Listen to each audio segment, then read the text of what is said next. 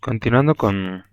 el avance de la materia, chicos, saludos. Vamos a ver lo que es la falla renal aguda o conocida como injuria renal aguda. Entonces, antes de entrar en definición, primero vamos a ver un poquito de la epidemiología y vamos a ver este trabajo publicado el 2013 en el Kidney International, donde vemos que por lo menos 1.2 millones de personas que ingresan a un hospital al año presentan una injuria renal aguda. Hay una mortalidad anual aproximada de 300.000 casos en Estados Unidos solamente por injuria renal aguda, y a medida que incrementan los niveles de creatinina, cuando están por encima de 2, la mortalidad o la probabilidad de mortalidad es mucho más elevada, siendo incluso esta la mortalidad mucho más elevada que la diabetes, la falla cardíaca, el cáncer de mama, el cáncer de próstata. Entonces se gasta un incremento en los gastos, incluso en la estadía hospitalaria, mucho mayor cuando el paciente se encuentra con injuria renal aguda o se complica con injuria renal aguda, y los gastos hospitalarios alcanzan a 9 billones de dólares por año en relación a lo que es el gasto en pacientes tratados con injuria renal aguda. Por lo tanto, es una patología que hay que tomar muy en cuenta y existen más de 13 millones de casos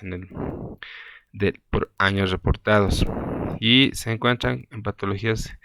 de forma muy importante por encima incluso del HIV, la diabetes, la patología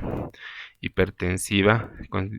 condicionando 1.7 millones de casos en el mundo y 1.4 millones de países de vías de desarrollo. ¿Por qué es importante? Porque existen cada vez más casos de injuria renal aguda en los países desarrollados, alcanzando después de un primer evento un 10 a 15% de mortalidad, después del segundo evento hasta un 10% de probabilidad de progresar a enfermedad renal crónica,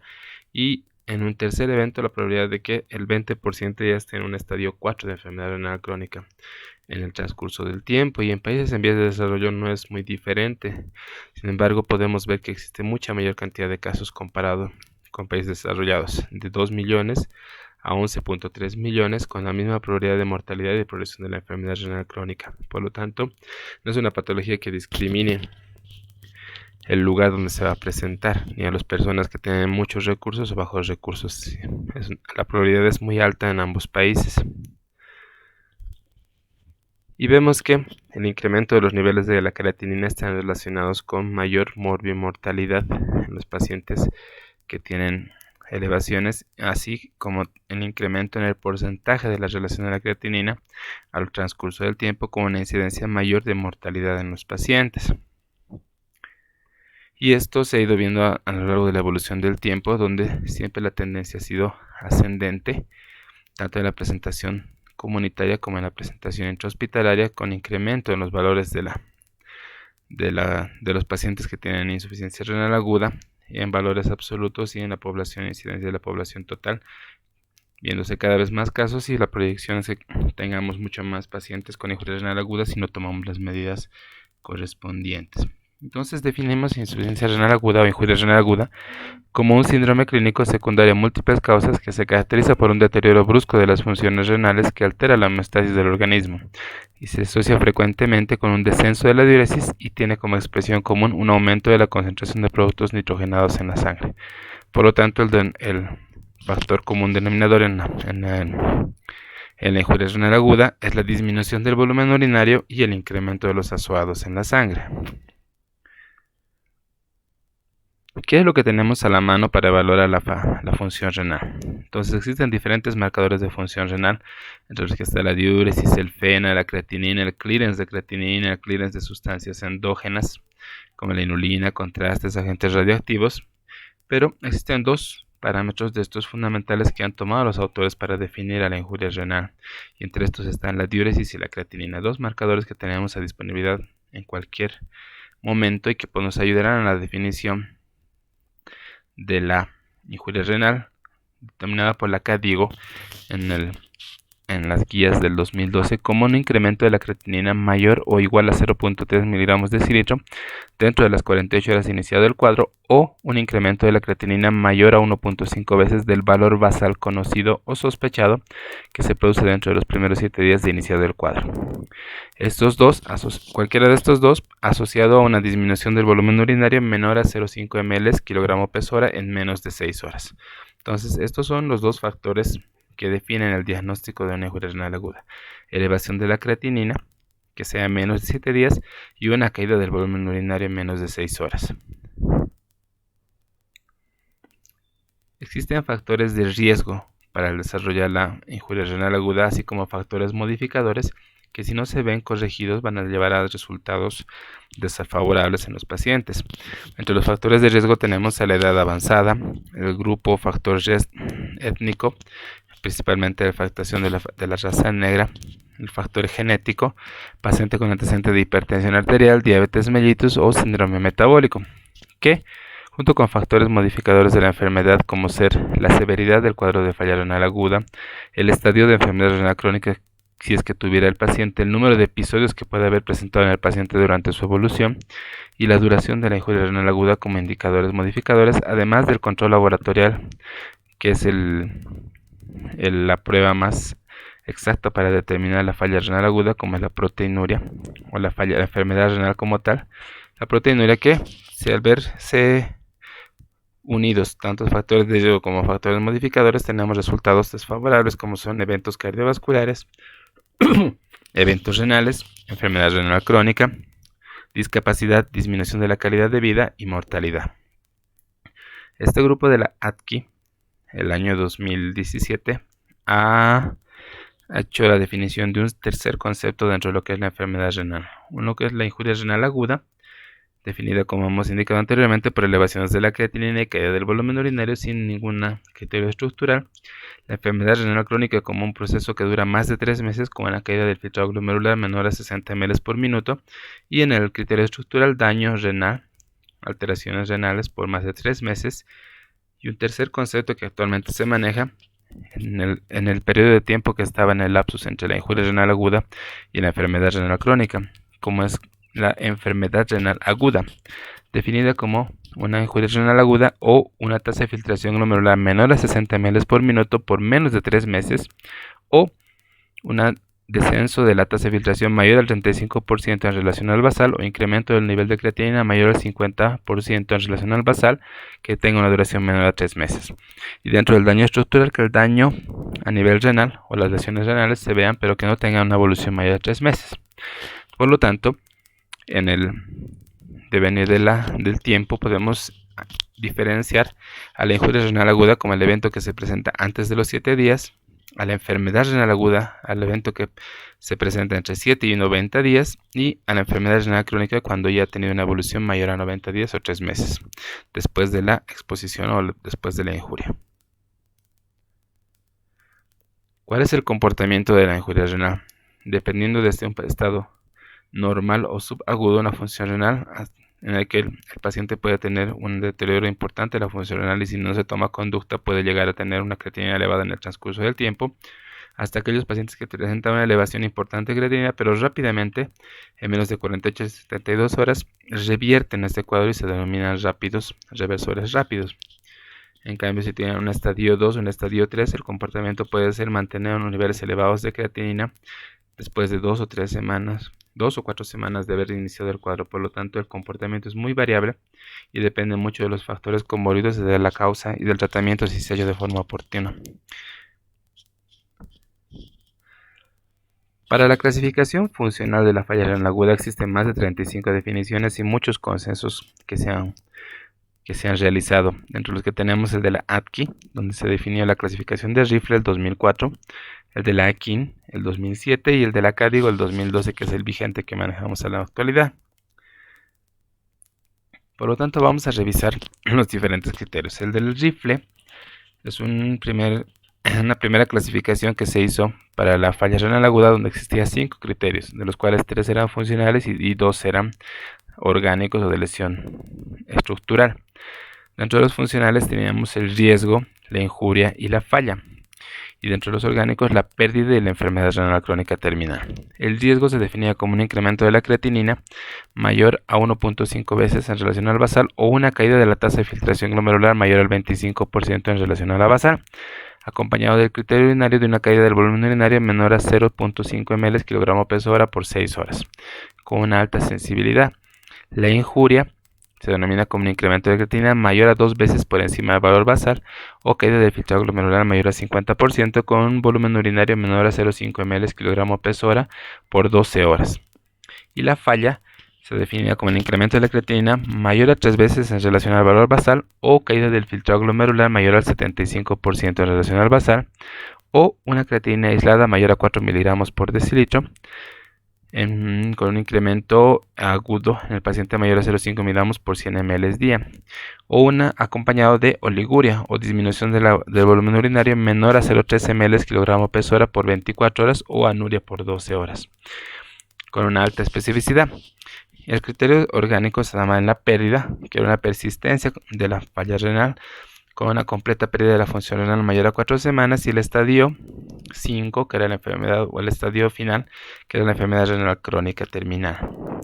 Entonces había un deterioro brusco entre 1 y 7 días sostenido que dure más de 24 horas, y el rifle se considera el deterioro de manera individualizada según el sexo, raza y estado nutricional. Sin embargo, los autores han evidenciado que estos criterios funcionales sí estaban en relación con la enfermedad, pero la tasa de filtración glomerular podría verse muy variada o muy alterada dependiendo de la constitución física del paciente o algunos otros comórbidos, y los criterios orgánicos probablemente no estarían de acuerdo en esta clasificación. Por lo tanto, el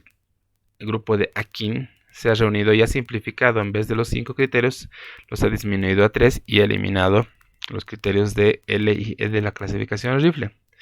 Entonces, el estadio 1 de Akin se caracteriza por una elevación de la creatinina mayor a 0,3 miligramos de decilitro o incremento de 1,5 a 2 veces por encima del valor basal,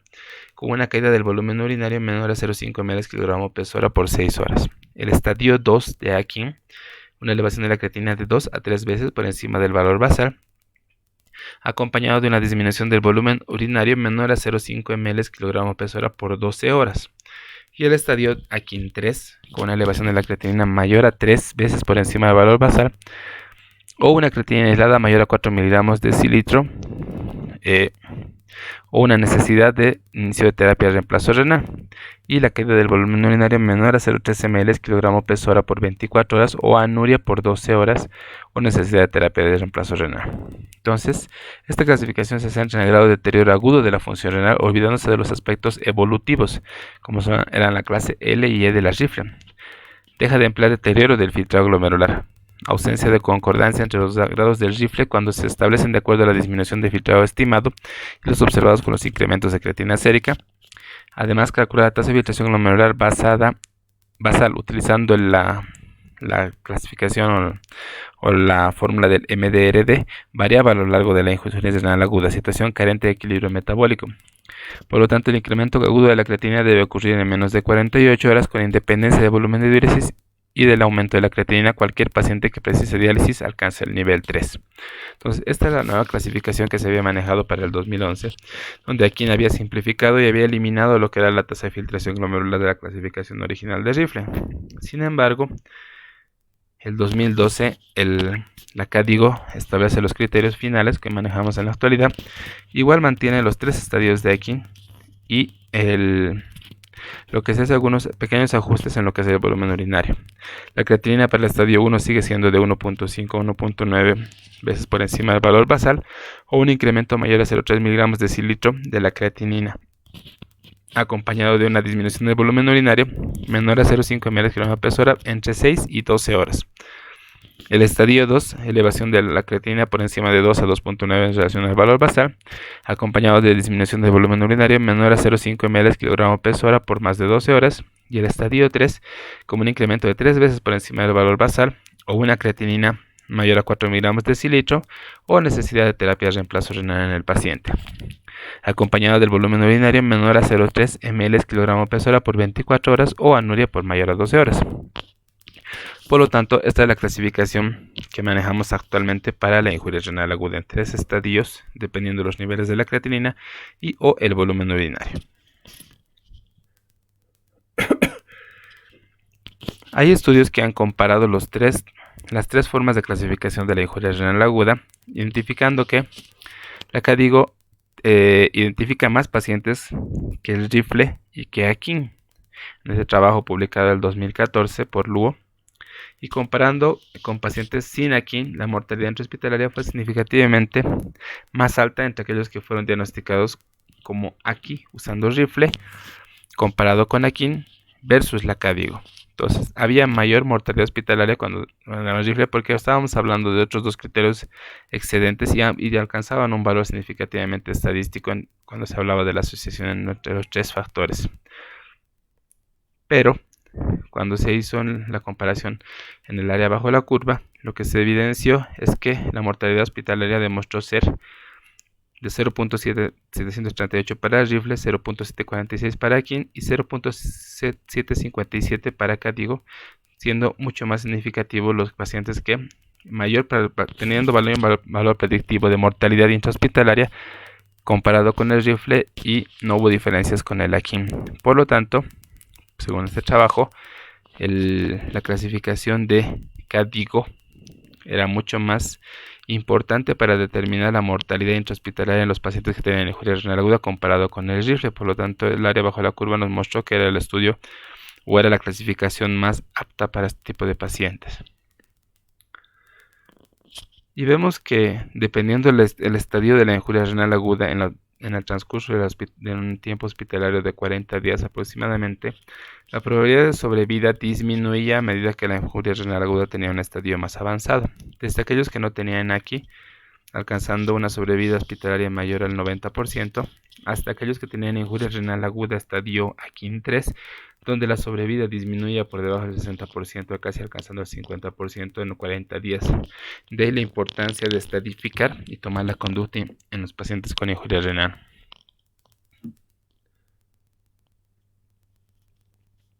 Entonces tenemos valores de riesgo y tenemos que evaluar dentro de las causas de la injuria renal aguda aquellos factores de exposición y factores de susceptibilidad. Son personas susceptibles a desarrollar una injuria renal aguda aquellos que tienen una deshidratación o depresión de volumen, edad avanzada, personas de género femenino, de raza negra, que tengan una enfermedad renal crónica de base o enfermedades crónicas, sean del corazón, pulmón o hígado, a pacientes diabéticos con cáncer o anemia. Son personas susceptibles a hacer una injuria renal aguda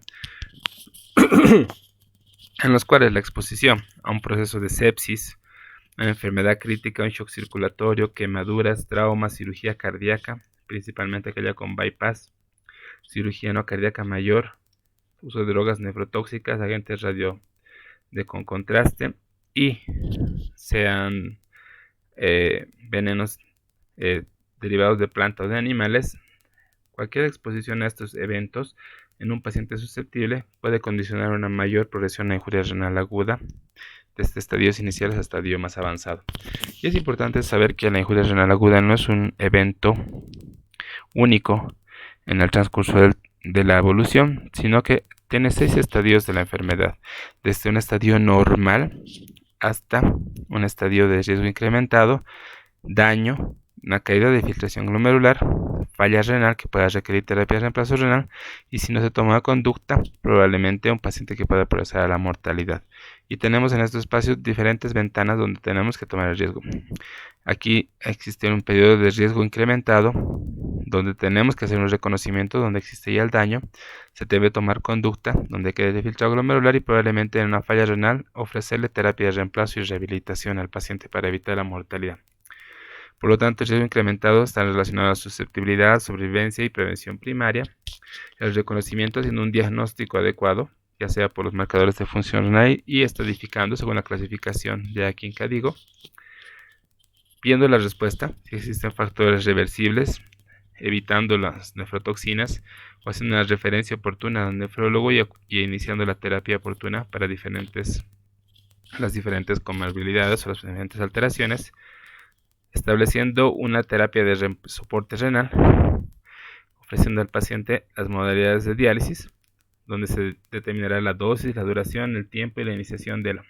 y la retirada de la terapia de reemplazo renal, y finalmente cuando el paciente ya haya estado en diálisis, probablemente pensar en la rehabilitación haciendo un seguimiento oportuno, evidenciando la recuperación y viendo la funcionalidad con la calidad de vida de este paciente. Por lo tanto, todo es un continuo que puede tener, y lo más importante es poder determinar los riesgos de este paciente ubicando los factores de riesgo, que sean genéticos o modificables según el comportamiento de la paciente. Por lo tanto, pueden existir marcadores de riesgos donde tenemos clínicos, genéticos, como mencionamos, marcadores de injuria, donde están determinados los biomarcadores para determinar la probabilidad de que el paciente haga una injuria renal aguda, marcadores de función y finalmente marcadores de progresión, donde tenemos el índice de angina renal y el test de estrés con furosemida. Dentro de los biomarcadores existe una gran cantidad de biomarcadores estudiados e identificados para evaluar tanto el riesgo, reconocer, hacer diagnóstico diferencial, establecer targets, objetivos de tratamiento y ver el pronóstico. Además, estos marcadores pueden ser de evaluación funcional, de daño o combinados, y hay que saber interpretarlos y ver a qué segmento renal nos puede ubicar ese tipo de marcadores. Por lo tanto, tenemos biomarcadores que identifican la susceptibilidad, biomarcadores que identifican la injuria, mecanismos de injuria, los diagnósticos y criterios incluidos la creatinina, depuración de orina y biomarcadores de progresión. A nivel tubular, los más importantes que tenemos, por ejemplo, son las proteínas totales, la cistatina C, la beta-2 microglobulina y la albúmina. En el glomérulo, a nivel tubular, tenemos el KIM1, el NGAL, la beta-2 microglobulina, la NAG, la cistatina C y la albúmina como los principales factores de túbulo proximal. A nivel de túbulo distal, la osteopontina, el NGAL, el HFABP, que serían los biomarcadores más importantes a nivel del túbulo distal. En el nivel del túbulo colector, la calbindin de 28 y en el asa de Henle, la osteopontina y la NHT. Por lo tanto, a nivel de cada segmento que pueda estar alterado, tenemos un diferente biomarcador que nos puede dar el pronóstico a nuestros pacientes. Ahora ustedes dirán, ¿eso tenemos en la práctica? Bueno, aquí en Bolivia no tenemos, pero sí existen en el mundo diferentes biomarcadores que se han estudiado. Y este es un trabajo del 2013 donde han comparado diferentes biomarcadores y han buscado cuáles eran los que tenían mayor relación con la progresión a la injuria renal aguda. Y en este estudio se ha demostrado que tanto la proteína ligadora del factor de crecimiento similar a la insulina y el inhibidor tisular de metaloproteinasa 2 eran los biomarcadores más importantes que se han evaluado para la progresión de la insuficiencia renal aguda o la injuria renal aguda. Y existen un aparato denominado NephroCheck, que es un dispositivo donde se coloca una pequeña muestra de sangre, al igual que un glucómetro, y este dispositivo nos va a permitir identificar estos biomarcadores para ver si el paciente tiene riesgo de progresión de la injuria renal aguda. Sin embargo, estamos un poco limitados porque el costo del aparato es de $5,000 y el costo de carátida reactiva para la evaluación de este tipo de biomarcadores de $70-80 aproximadamente, siendo tiene nada más algunas limitaciones. Por ejemplo, solamente sirve para pacientes críticos mayores de 21 años que tengan la albuminuria mayor a 50 es un factor que interviene, mayor a 300 invalida la prueba y la bilirrubinuria mayor a 7.0 gramos de cilitro también interfiere. Por lo tanto, hay algunos limitantes o contraindicantes para que se puedan aplicar estas pruebas. Sin embargo, en la actualidad ya tenemos dispositivos que pueden evaluar estos biomarcadores para la práctica diaria. Entonces, este cuadro es bien interesante en lo que se respecta a la relación de la injuria renal aguda, comparando lo que es el daño estructural y la alteración funcional. Teniendo que en esta línea vemos los pacientes que tienen daño presente y los que no tienen daño, y en la otra tenemos los que tienen un cambio funcional y los que no tienen cambios funcionales. Por lo tanto, podemos definir como paciente que no tiene daño y tampoco tiene alteración funcional, que no tiene ningún cambio estructural y por lo tanto tiene un riñón que se encuentra dentro de la normalidad. Aquellos pacientes que tienen un cambio funcional, se pérdida de la función, pero no tienen daño, sin daño, podríamos denominar que son pacientes que tienen una injuria renal aguda prerrenal, es decir, que todavía no ha alcanzado el tiempo suficiente para desarrollar la injuria renal. Aquellos pacientes que tienen un daño pero no tienen cambios funcionales, podemos definirlos como aquellos que tienen una injuria renal aguda subclínica, donde hay un daño pero no hay pérdida de la función renal, es decir, la creatinina está dentro de valores normales. Y aquellos que tienen tanto un daño estructural como una pérdida de la función renal, como una injuria renal aguda renal o una necrosis tubular aguda. Por lo tanto, es importante definir si el paciente tiene daño estructural y tiene daño funcional para poder ver en cuál de los diferentes tipos de injuria renal aguda encajaría este paciente. Entonces, la injuria renal aguda no se limita a la lesión en el riñón, también tiene repercusión sistémica. Por ejemplo, a nivel cardíaco tenemos un incremento de la tasa del factor de necrosis tumoral, la interleuquina 1, aumento del tráfico, movilización de neutrófilos, mayor apoptosis y disminución de la fracción de acortamiento. A nivel cerebral existe incremento de la KC, de la microglía y aumento de la permeabilidad vascular. A nivel pulmonar, un aumento de la permeabilidad vascular con desregulación a nivel de los canales, aumento de la relación citoquinas-quimoquinas, aumento del tráfico de leucocitos con alteración a nivel de la respuesta ventilatoria en un paciente con injuria. A nivel del hueso tenemos mayor formación o mayor predisposición a la anemia, desórdenes de coagulación y a la disfunción inmune. A nivel hepático, incremento del influjo de leucocitos, mayor oxidación, productos de oxidación y disminución de los antioxidantes. Y a nivel gastrointestinal, aumento de la excreción de potasio y aumento del factor inducible de los canales. Por lo tanto, la repercusión del AQI no solamente se limita al riñón, si tiene repercusión a nivel de diferentes órganos y es importante identificarlos. Entonces, en un paciente con injuria renal aguda tenemos que evaluar los factores de susceptibilidad, como los de la edad, los comórbidos, etc. Y tenemos que ver si el paciente tiene un estado de hipoperfusión y una incapacidad para la autorregulación. Entonces el riñoncito ha perdido esas capacidades y por lo tanto la autorregulación se va a ver alterada, disminuyendo la acción de las prostaglandinas, produciendo vasodilatación por efectos de la aterosclerosis, sepsis o antiinflamatorios, y por lo tanto en la acción esos son factores que alteran la vasodilatación de la arteriola aferente, y la vasoconstricción se vería alterada por la presencia de angiotensina 2 y los inhibidores de la angiotensina que podrían bloquear estos eventos. Por lo tanto, estos factores protectores se van a ver alterados por estos otros factores comórbidos o factores asociados que pueden condicionar y no permiten mantener la autorregulación a nivel renal. Ahora, clásicamente la falla renal aguda se ha dividido en una clasificación fisiopatológica que divide en 3 estadios o en 3 clases: la injuria renal aguda prerrenal, la renal y la posrenal. La prerrenal se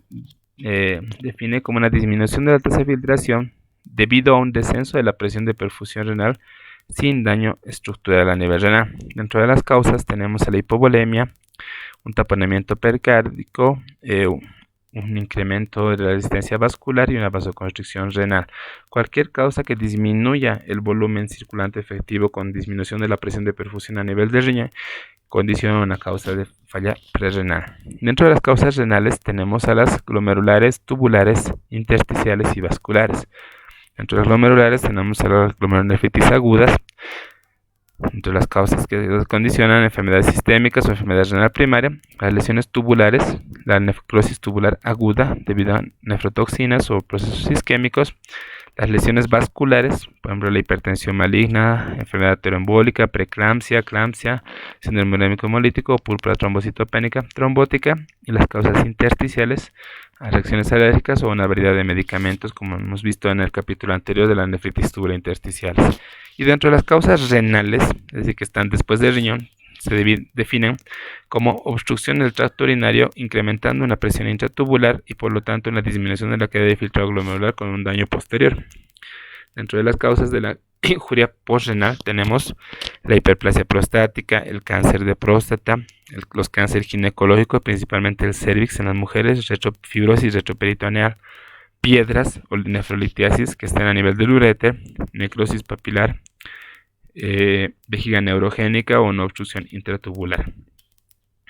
Es decir, cualquier causa que se encuentre por fuera del riñón en la vía de excreción que produzca una obstrucción y por lo tanto retención de orina condiciona la injuria renal postrenal. ¿Cuál es la conducta que debemos tomar en estos pacientes? Lo importante es la prevención y el manejo de la injuria renal aguda. ¿Y a través de qué conducta vamos a hacer esto? A través de la administración de fluidos vasopresores, una nutrición adecuada, control glicémico, uso de diuréticos y vasodilatadores como la dopamina, fenoldopam, péptido natriurético. Dentro de las guías de la CADIGO están todos estos y por lo tanto la intensidad de la monitorización de la función renal dependerá del estadio de la enfermedad renal. En un estadio 1 probablemente podemos corregir con eliminación de los nefrotóxicos, medicamentos de estabilización y educación de los pacientes. O en estadio 2 probablemente un seguimiento más frecuente y en un estadio 3 tiene que ser referido y manejado por especialidad. ¿Cuáles son las recomendaciones que ha establecido la CADIGO para la disminución o prevención de la falla renal? Dependiendo del estadio de la enfermedad, las 5 conductas más importantes serán descontinuar las drogas nefrotóxicas lo más pronto posible, evaluar el estado de volumen y de perfusión de los órganos, considerar una monitorización hemodinámica funcional, además de la monitorización de los niveles de creatinina y del volumen urinario, evitar la hiperglicemia y considerar alternativas a los procedimientos que necesitan radiocontraste. En estadios avanzados podemos considerar estudios más invasivos o incluso si la enfermedad ha avanzado de un estadio a un estadio 3, considerar la inicio de terapia de reemplazo renal o la admisión a la terapia intensiva. Entonces, en ausencia de shock hemorrágico, se sugiere utilizar cristaloides en lugar de coloides, que son la albúmina, almidones, como terapia inicial para mejorar el volumen intravascular en pacientes con riesgo de AQI o que tienen AQI.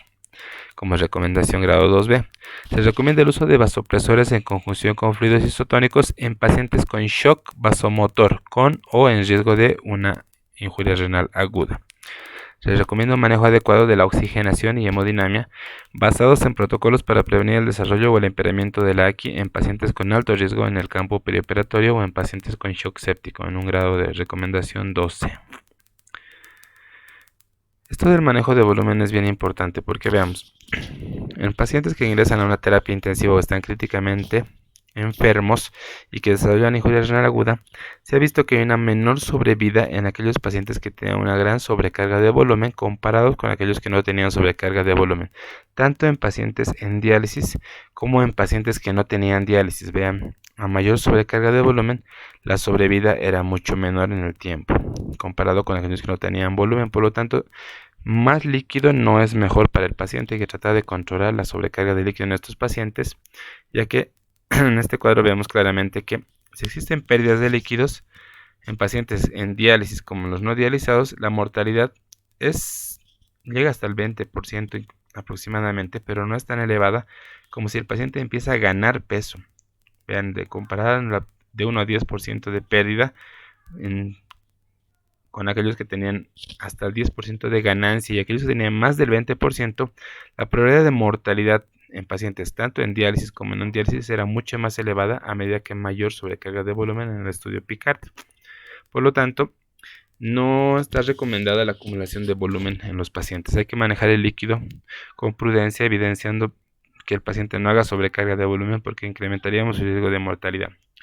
Y cuando se ha estudiado cuál era la relación de la utilización de coloides con cristaloides, la conclusión del trabajo de esta metaanálisis del Cochrane menciona que no hay pruebas de ensayos controlados aleatoriados de que la resucitación con coloides reduzca el riesgo de mortalidad en comparación con la reanimación con cristaloides en pacientes con trauma, quemaduras o después de cirugía. Además de uso de hidroxietilalmidón, podría incrementar la mortalidad, como los coloides no están asociados con la mejoría en la supervivencia y con considerablemente más caros que los cristaloides. Su uso continuo en la práctica clínica no se justifica. Por lo tanto, mayor riesgo de mortalidad, mayor costo y no ha demostrado mejoría en la sobrevida de los pacientes. Por lo que nuestra primera opción de tratamiento siempre van a ser los cristaloides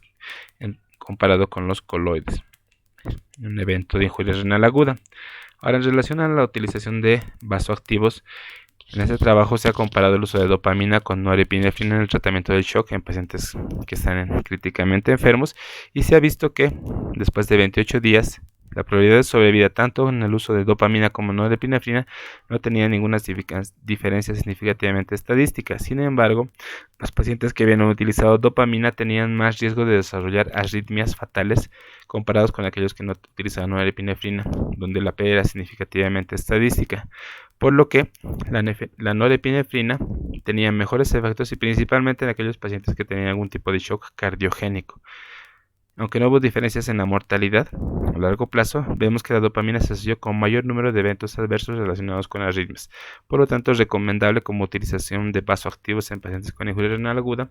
Tenemos como primera opción a la norepinefrina comparado con la dopamina. Este cuadro es interesante en relación a lo que es el manejo del volumen del líquido, que es nuestra primera herramienta de tratamiento de la injuria renal aguda, teniendo 4 fases importantes como son la de salvaje o de rescate, la de optimización, la de estabilización y la de descenso o de escalamiento de lo que es el manejo de volumen en estos pacientes. Siendo nuestros objetivos terapéuticos cuando trata de conseguir o corregir la inestabilidad en una etapa aguda en un paciente que está con inestabilidad hemodinámica en un shock circulatorio, hay que tratar de conseguir una presión arterial media aceptable, por lo menos entre 60 y 65 como nuestro valor hemodinámico target, utilizando soluciones cristaloides a 0,5 litros en alicuotas, se hacían bolos de 0,5 considerado 4 a 5% de albúmina en pacientes sépticos o que puedan requerir suplementos o administración de derivados hematológicos cuando tienen algún proceso o sangrado. Y nuestro tratamiento adicional probablemente será iniciar los inotrópicos o vasopresores dependiendo del daño o la falla que pueda tener el paciente. Cuando hemos procedido a nuestra terapia de rescate, tenemos la fase de optimización, donde lo que nos interesa es alcanzar o verificar un buen grado de perfusión de los órganos a nivel periférico, determinar el calor, la temperatura y ver un buen estado de conciencia en el paciente. Nuestros objetivos hemodinámicos será buscar una presión arterial media mayor a 65 milímetros de mercurio, un índice cardíaco mayor a 2.2 litros por minuto por metro cuadrado, un volumen urinario mayor a 0,5 ml kg peso hora y un valor de lactato sérico menor a 2 milimoles litro. Como objetivos hemodinámicos, nuestra fluidoterapia será en base a soluciones cristaloides, según la necesidad, y en caso de que el paciente todavía continúe con alteración hemodinámica, continuar con inotrópicos o vasopresores en el manejo. Una vez que con estas dos medidas hayamos conseguido la estabilidad hemodinámica y que el paciente ya no esté en un shock circulatorio, entramos a la fase de estabilización, donde nuestros objetivos terapéuticos serán los mismos que en la fase de optimización, al igual que nuestros objetivos hemodinámicos. En esta fase, lo que tenemos que tratar de hacer es adoptar una conducta restrictiva, es decir, hay que tratar de mantener el volumen y los productos de la sangre en un equilibrio, en un balance y evitando sobrecargar al paciente. En nuestro tratamiento adicional,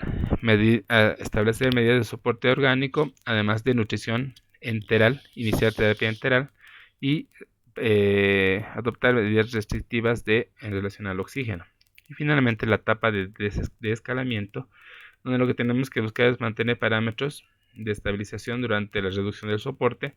normalización de los parámetros hemodinámicos de acuerdo al paciente, a la condición del paciente y a su estatus. Y en esta etapa ya lo que tenemos que facilitar en relación a los fluidos es la vía oral, la administración de drogas por vía oral, tratando de buscar un balance negativo de fluidos de forma espontánea o a través de la inducción con diuréticos o ultrafiltración. ¿Qué quiere decir? Que lo que habíamos visto en el cuadro anterior, no es conveniente que el paciente tenga sobrecarga de volumen, sino más bien tenemos que en esta etapa de descalación buscar un balance negativo, reducir la intensidad de soporte de órganos y continuar con la administración enteral, considerando si existe un estado de malnutrición en el paciente para evaluar y darle el aporte en los casos. Por lo tanto, tenemos todas estas soluciones con sus diferentes características, siendo las más utilizadas la solución salina al 0,9%, donde en su composición tenemos estas características con sus molaridad, su molalidad, y siendo tradicionalmente la que se utiliza con mayor como mayor medicamento para reponer el fluido intravenoso. Una administración rápida, sin embargo, puede causar una acidosis metabólica hiperclorémica y la mayor cantidad de cloro está asociada a un incremento de la injuria renal aguda. Por lo tanto, en un paciente que todavía tenga una condición de injuria renal aguda, volumen urinario y no tenga desorden de equilibrio electrolítico, probablemente nuestra opción de tratamiento será el ringelactato, que estaría recomendado en comparado con las soluciones salinas como opción de tratamiento para nuestros pacientes. Entonces, ¿cuáles son los conceptos fundamentales en la hidratación? Los bolos de líquido, una rápida infusión de una solución en un paciente con shock hipotensivo, administración de 500 ml en un máximo de 15 minutos. Posteriormente a este bolo tenemos que hacer un reto de líquidos, que consiste en administrar de 100 a 200 ml cada 5 a 10 minutos hasta ver un estado adecuado de perfusión tisular. Una infusión de fluidos continuos por vía intravenosa para mantenimiento de la homeostasis, pérdida de los líquidos o prevención de la injuria renal, injuria de los diferentes órganos. Ejemplo, prehidratación previa a una operación o una administración de contrastes. El mantenimiento, es decir, una administración de fluidos para mantener una previsión adecuada de líquido en un paciente, además de tratando de mantener vía oral. El mantenimiento de estos pacientes se debe hacer con una infusión aproximada de 1 a 2 ml kg peso hora para hacer el mantenimiento de líquidos en los pacientes, tratando de evitar la pérdida de líquidos. Un balance fluido diario es la acumulación, mantener siempre el balance de líquidos de ingresos como las salidas, un balance de fluido acumulado, la suma total de los líquidos acumulados en un periodo de tiempo, y la sobrecarga de volumen como es un incremento mayor al 10% en relación a las pérdidas del paciente, es decir, si tenemos mayor volumen de líquido infundido comparado con las pérdidas normales de los pacientes. Por lo tanto, nuestros objetivos serán primero el rescate, posteriormente optimización, estabilización y finalmente descalación, con todos los que hemos hablado en los cuadros anteriores en relación a los criterios y a los tiempos que se deben tomar. En pacientes críticos se sugiere terapia con insulina teniendo con el objetivo de tener una glicemia entre 110 y 149 miligramos de decilitro. Sea para pacientes diabéticos o no, se sugiere una ingesta total de calorías entre 20 y 30 kilocalorías kilogramo peso día en pacientes en cualquier estadio de injuria renal aguda. Evitar la restricción proteica con el fin de prevenir o retrasar el inicio de terapia de reemplazo renal. Se sugiere dar de 0.8 a 1 gramo kilogramo peso día de proteínas en pacientes no catabólicos con AQI y sin necesidad de diálisis. De 1 a 1.5 gramos kilogramo peso día en pacientes con AQI y en terapia de reemplazo renal, y hasta 1.7 gramos kilogramo peso día en pacientes que se encuentran en terapia de reemplazo renal continua y en estado hipercatabólico. Entonces vamos a individualizar a cada paciente para darle reporte de proteínas de alto valor biológico. Y se sugiere preferentemente nutrición enteral en pacientes con AQI comparado con la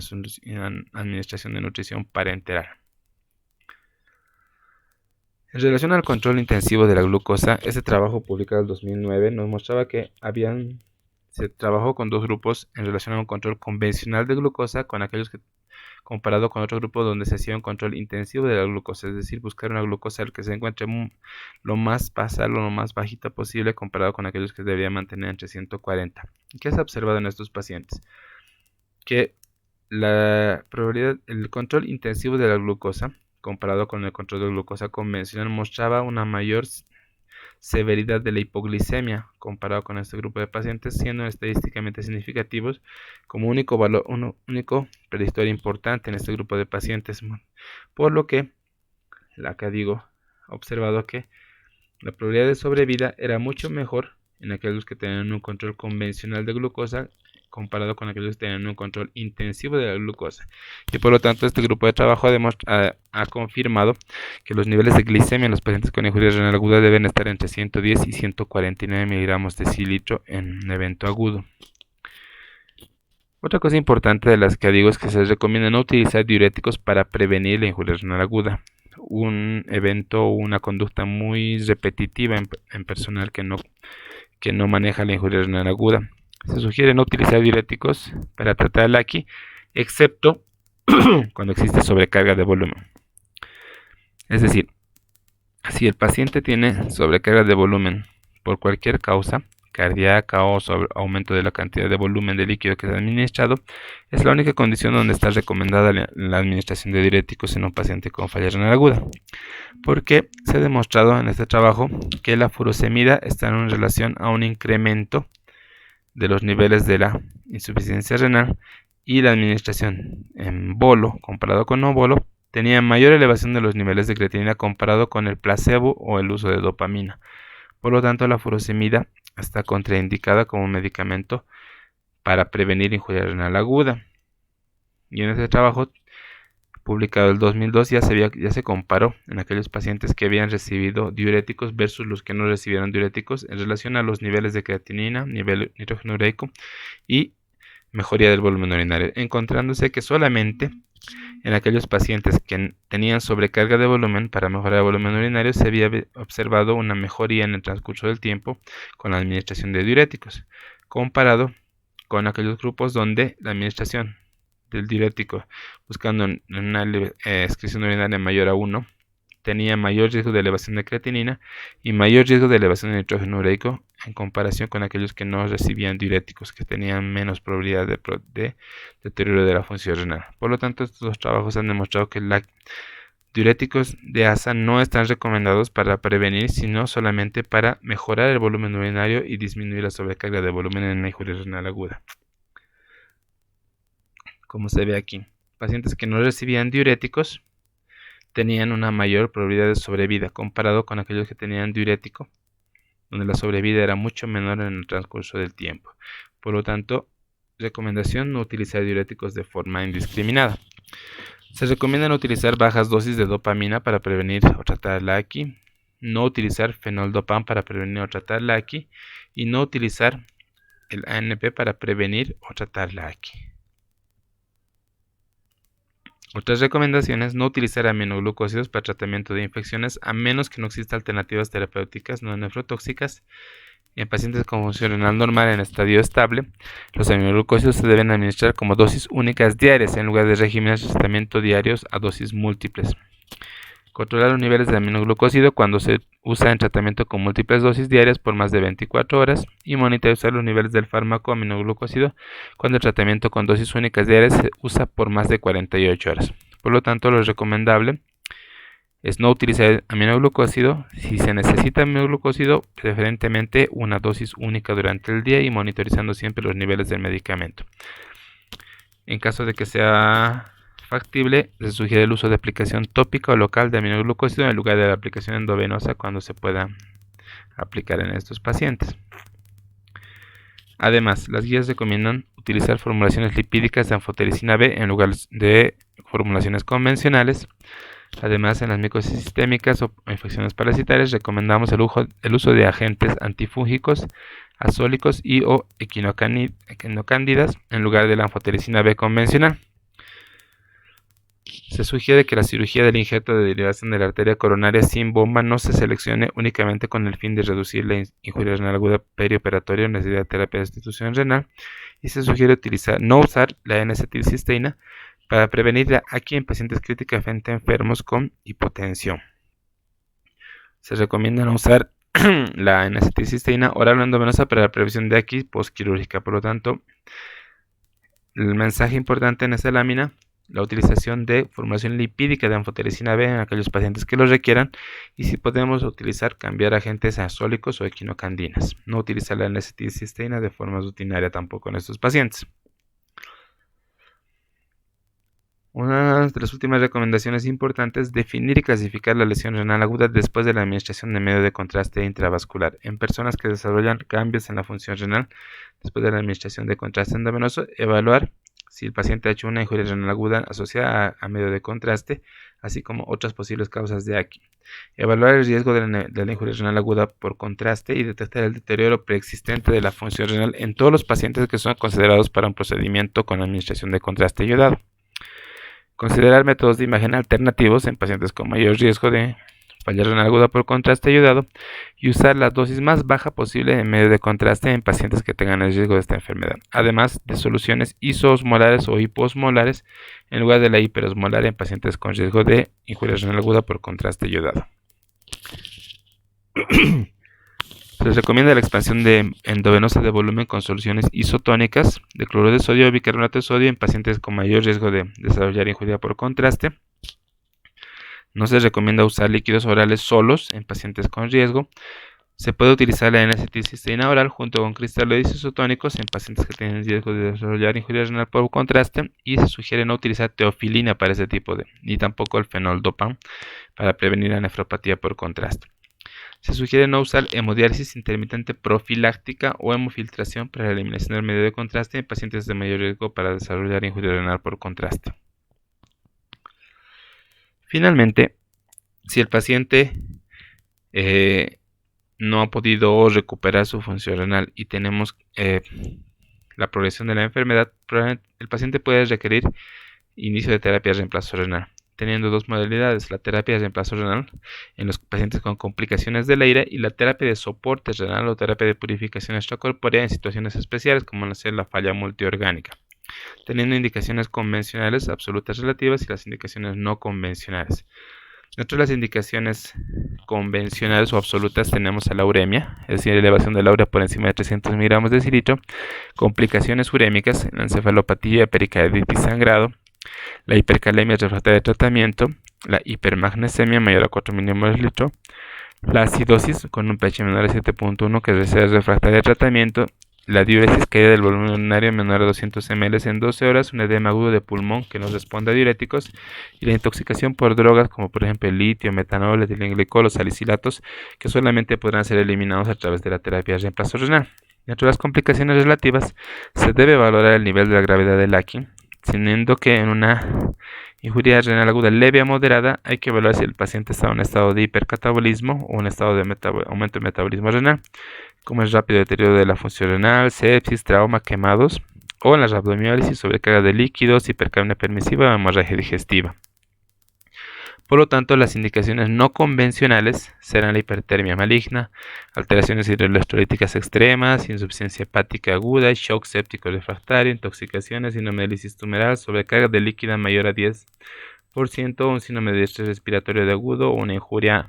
pulmonar aguda.